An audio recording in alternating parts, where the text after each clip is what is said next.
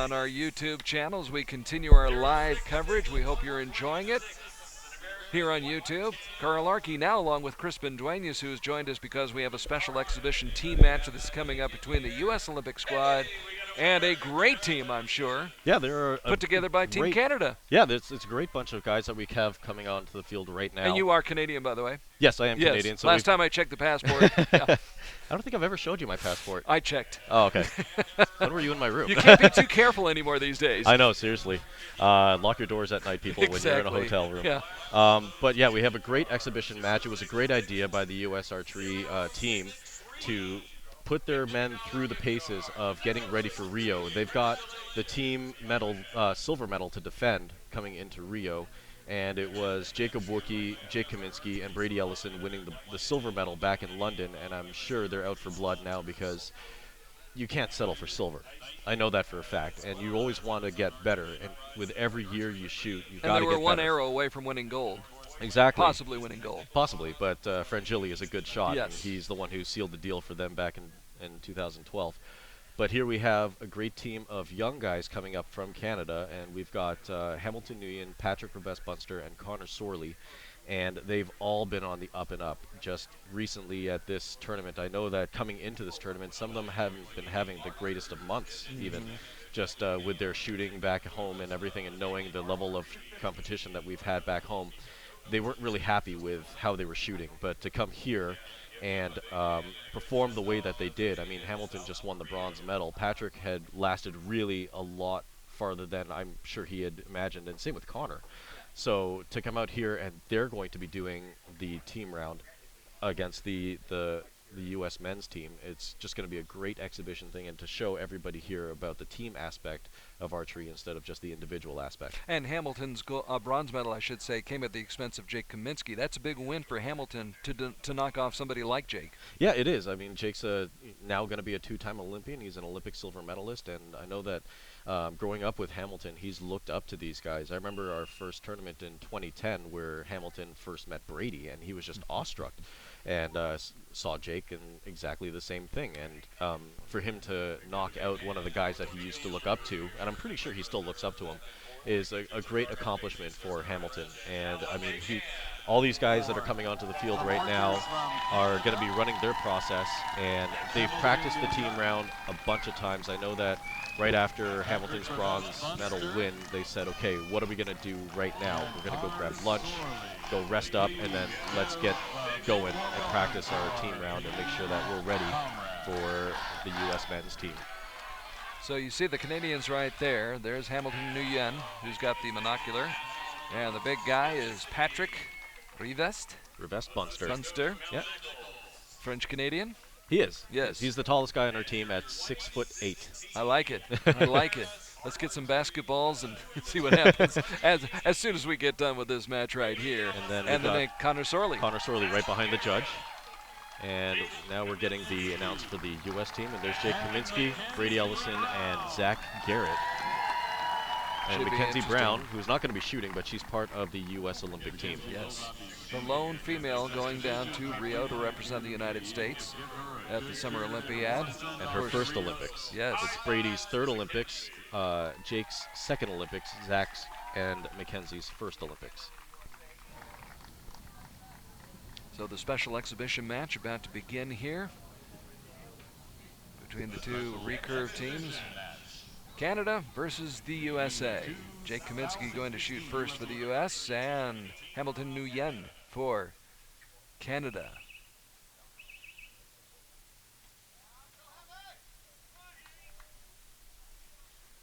Sun starting to fade a little bit more, so it's getting a little bit darker. The light's starting to take over a little bit. It is, and we luckily have stadium lights out here, but that's a very, very different atmosphere than when you're shooting in the sunlight. And this is really good practice for Rio, because I know in Rio there's going to be matches going into the night, and they've even got practice times for us set up so that we can get acclimatized to shooting at nighttime.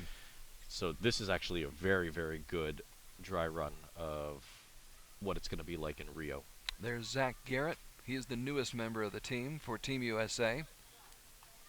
It looks like 10-8 for Canada and 9-8 for USA. And there's Brady Ellison. Brady Ellison just shot a new U.S. record of 694 for 72 arrows in the qualification round. So I bet he's really on point. And it looks like we've got a 9 from Brady and a 9 or 8 from Connor.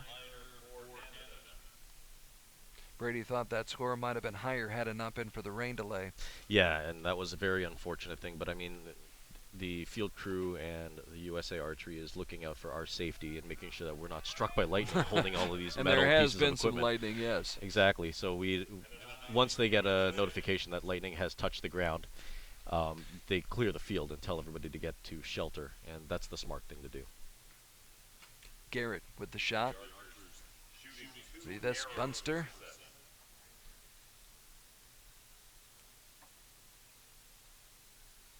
And it looks like USA has yet to hit a 10. They've got 4 arrows down there, 1 8, and the rest are 9s.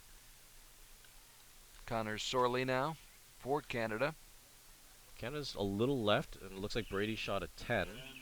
So each team with a 10.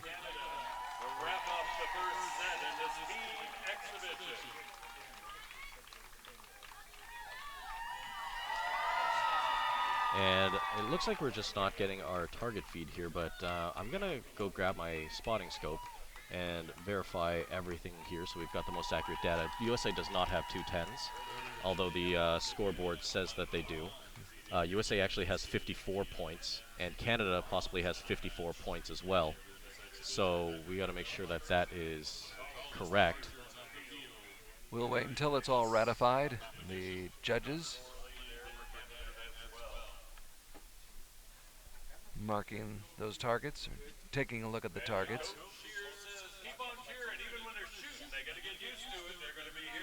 There you see the windsock. Not much of a breeze here tonight, really, to speak of. So not much of a factor.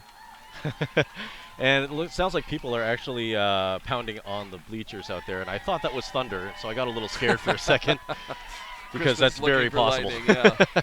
No, the heavens opened up earlier today, and we had torrential rain, which stopped shooting for quite some time. But as the day wore on, the skies cleared, and we have wonderful conditions right now as the second set's about to begin. Unofficially, it's a lead for the U.S.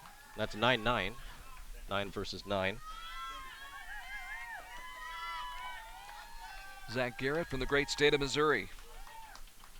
Western side of the state. That's an 8 for USA.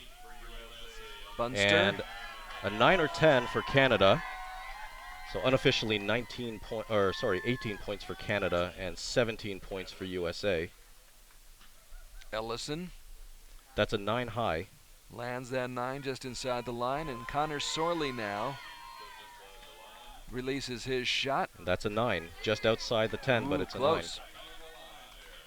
a 9. Now back to Jake Kaminski.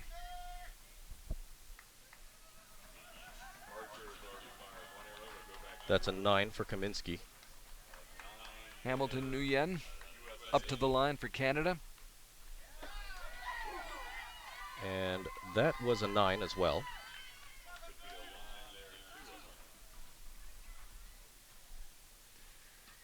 So Canada unofficially That's a with 10 the lead. for Garrett. That 10 may have brought the U.S. back. That's an Reves 8 Bunster or with 9. Right close to the line.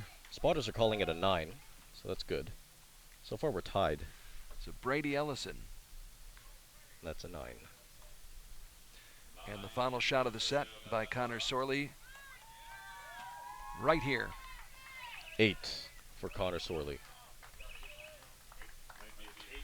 So as we look at the scores at the top of our screen.